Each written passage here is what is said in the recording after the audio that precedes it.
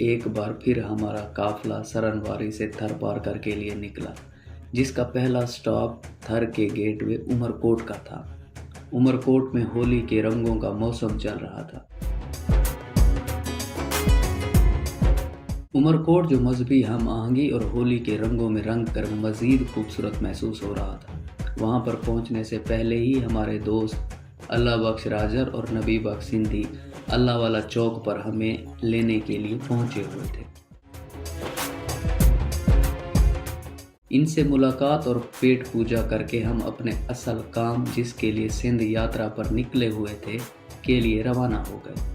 हम लोग होली के त्यौहार को करीब से देखने के लिए पहुँचे तो वहाँ पर रंग ही निराले थे, जो इतने शानदार लगे जैसे हम सब भी उसी होली के रंग में रंगे हुए हैं।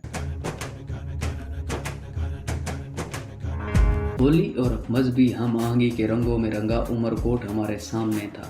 ये त्यौहार जनूबी एशिया का एक बहुत बड़ा त्यौहार है और इसकी इब्तिदा मुल्तान शहर से हुई। ये त्यौहार 2 दिन तक जारी रहता है। होली अब आलमी सतह पर एक मुसलमान सकाफती और मजहबी त्यौहार बन चुका है। ये त्यौहार सिंधी कैलेंडर फल्गन में पूर्णिमा यानी पूरे चांद का दिन के रोज से शुरू हो जाता है। होली का त्यौहार बुराई पर अच्छाई की जीत और बहार की आमद के जश्न को ज़ाहिर करता है।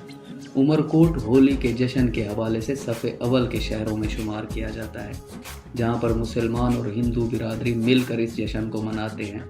उमरकोट के लोगों ने अपने घरों को भी रंगोली से सजाया हुआ था।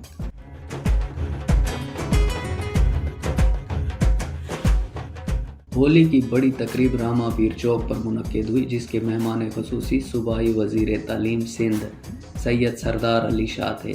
सरदार अली शाह जैसे ही तकरीब में आए, लोगों ने उन पर भी होली के रंग डाले और वो भी रंगों के इस रंग में रंग गए।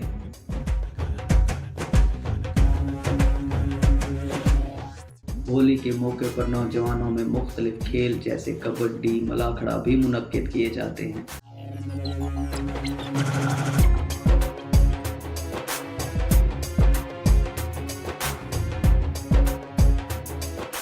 उमरकोट और सहराए थर अपनी मजहबी हम आहंगी की वजह से शोहरत के हामिल हैं, जहां मुसलमान और हिंदू होली, दिवाली, ईद जैसे त्योहारों में मिलजुल कर हिस्सा लेते हैं।